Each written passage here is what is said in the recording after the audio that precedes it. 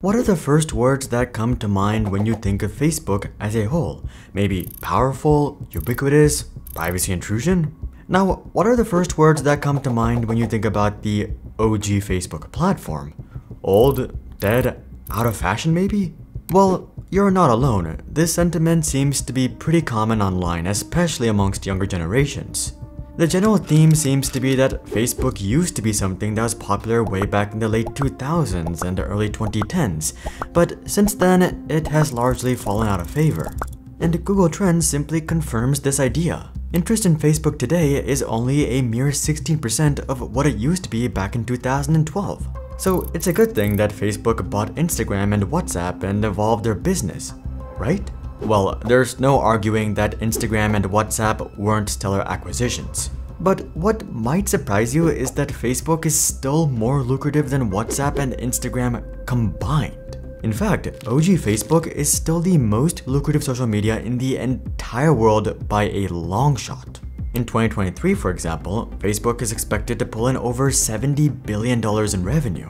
For perspective, YouTube only pulls in $30 billion, TikTok only pulls in $13 billion, and Twitter only pulls in $4.7 billion. The only platform that even comes close is Instagram at $50 billion, but even Instagram is a full $20 billion behind Facebook.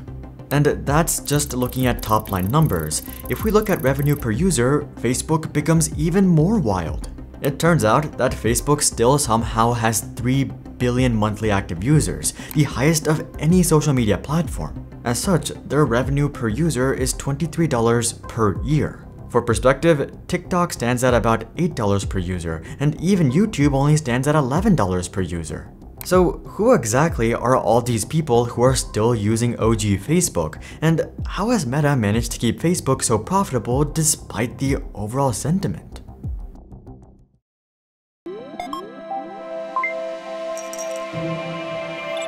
One of the biggest secret weapons of Facebook is the time period in which it was founded. At this point, it's been nearly 20 years since Facebook was founded, which isn't all that long for a company, but it's basically eons for a social network. In fact, Facebook is by far the oldest social media that's still relevant to this day. Everything else from that era, whether it's MSN Messenger or MySpace, are completely dead. Facebook actually started off as a Tinder sort of platform. Originally, it was called FaceMash, and it allowed Harvard students to rate their peers in terms of attractiveness. When you visited their website, you would get 2 pictures side by side, and you would get to choose who was more attractive. Fun fact, Zuckerberg actually almost got expelled from Harvard due to FaceMash, as Harvard felt that the website violated their students' privacy and security. Sounds like some things just never change, but anyway, FaceMash and later Facebook were obviously a young person's website. I mean, I can't imagine any normal 40 or 50-year-old playing this game. But here's the thing, it's not just Facebook that has grown old over the years, but also all of its users. If you were 20 to 30 when Facebook came out, you're now 40 to 50. And for the longest time, this was actually seen as a massive disadvantage. To stay relevant, social media networks are constantly trying to get newer generations on board. YouTube has managed to do a pretty good job of this, given that YouTube is commonly used by people of all age groups. TikTok, on the other hand, very much skews towards younger demographics, as you would expect. In fact, nearly 70% of TikTok users are under the age of 35. Facebook, however, largely skews towards older demographics. Their most popular demographics is age 25 to 34, and nearly half of all Facebook users are above the age of 35, which is basically unheard of when it comes to social media. But while it may not be cool to have a platform filled with people over the age of 35, it turns out that it's rather lucrative given that this demographic is a lot more likely to have money. In fact, for people under the age of 35, the median net worth is only $39,000. But when you jump up to the 35 to 44 bracket, this over triples to $135,000, and that's just the median. The average goes up to $550,000, and it only goes up from there up until age 75.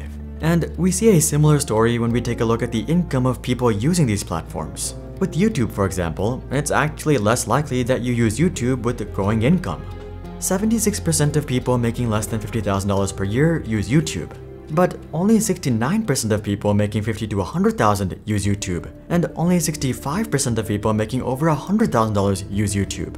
This isn't to say that only broke people watch YouTube, but rather that YouTube tends to be watched more by students and young adults who don't yet have substantial income. With Facebook, on the other hand, there seems to be no correlation between income and usage. In fact, whether you're making less than $30,000 per year or over $100,000 per year, there's about an 86% chance that you use Facebook. For obvious reasons, this is a much more valuable audience to market to than teenagers and college students, leading to far more ad revenue for Facebook per user than any other platform. But all of that only tells half the story, as Facebook has an even more powerful secret.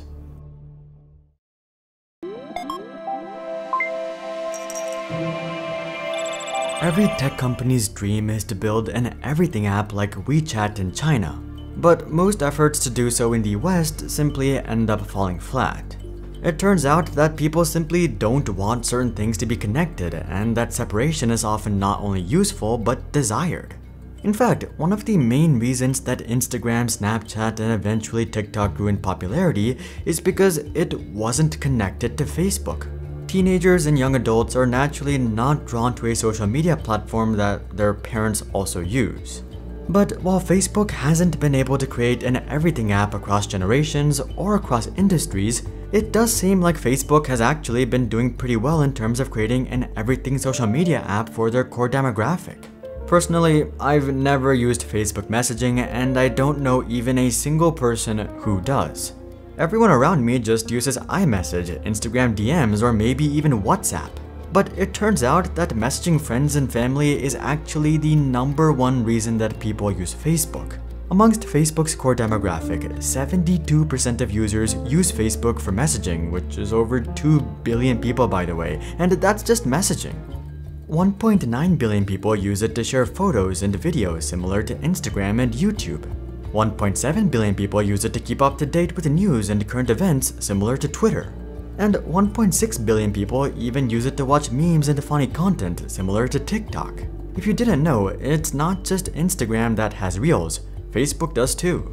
So it seems that Facebook has created this sort of niche super app that's a combination of Instagram, WhatsApp, YouTube, Twitter, iMessage, and even TikTok that are all super popular amongst the people who actually use Facebook. This not only gives Facebook a lot of control, but also a lot of versatility when it comes to ads. They're not limited to any one format like YouTube, for example. Pretty much the only control you have when it comes to YouTube ads is how long the ad is and whether it's skippable or not, but that's pretty much it. Facebook, on the other hand, is able to accommodate for image ads, video ads, carousel ads, instant experiences, and collections. Not to mention, they have several sub-formats under each of these larger formats. In other words, on the advertiser side of things, Facebook is able to appeal to all sorts of advertisers. And on the user side of things, they can push ads through all sorts of formats. So basically, Facebook is super popular amongst an older, richer demographic that use Facebook for all of their social media needs, and advertisers are able to reach these people through any medium they want. I think you can start to see just why Facebook is so darn lucrative. But how sustainable really is this?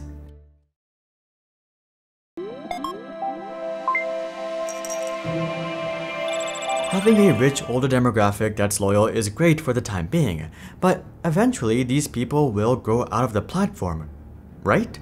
I mean, it's no secret that as you grow older, you spend less time on social media, the internet, and tech in general, right?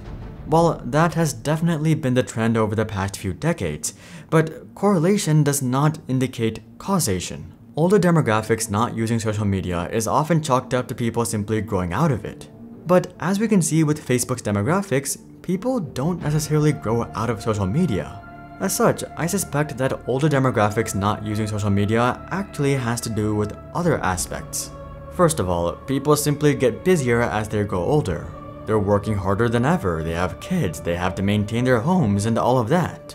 On average, people between the ages of 35 and 44 have the least amount of leisure time of any age group. But after this age, leisure time starts to grow once again. People get to a comfortable position in their careers, their kids go off to college, they pay off their homes, and so on. By the time that they're 65, their leisure time is higher than ever, and it seems that historically, all of this free time had just been filled up with more TV. But I think a lot of this simply has to do with lifelong influences. When baby boomers and the silent generation were growing up, TVs were just starting to become popular, and that stuck with them. Similarly, as millennials and younger Gen Xers were growing up, social media was just starting to get popular, and that may very well stick with them. I mean, we can already see this playing out. If you ask anyone under the age of 30 about Facebook, they'll likely respond with, "Who even uses Facebook nowadays?" In fact, that's probably why a lot of you clicked on this video. You assume that Facebook is on its way out. But it turns out that over 3 billion people use Facebook on a monthly basis, much of whom are over the age of 35. Of course, their use of the platform has evolved over time. They're no longer ranking whether their peers are hot or not. Instead, they're in Facebook groups with their friends, family, and neighbors, and they talk about their kids growing up or having to replace their roof or local events. And I don't think this will change. In fact, as Facebook's core demographic grows older and starts having more leisure time, they may actually start using Facebook even more, similar to how older generations started to watch TV more. In other words, Facebook could very well be the first social media platform that's used primarily by people in their 50s, 60s, and 70s, because for the first time, we're seeing a tech-literate generation reach those ages. Also, that's not as far away as you might think. The oldest millennials are about to turn 44 years old, meaning that 50 is just around the corner. Social media usage for people over the age of 65, for example, has already quadrupled over the past decade, and I think that number will only grow as newer generations reach those ages. Now, of course, this doesn't solve the problem of what will happen to Facebook after millennials. But what it does show is that Facebook may very well stay dominant for a lot longer than anyone initially expected. And in the meantime, millennials and younger Gen Xers should simply get richer and richer and have more free time to spend, up until retirement at least.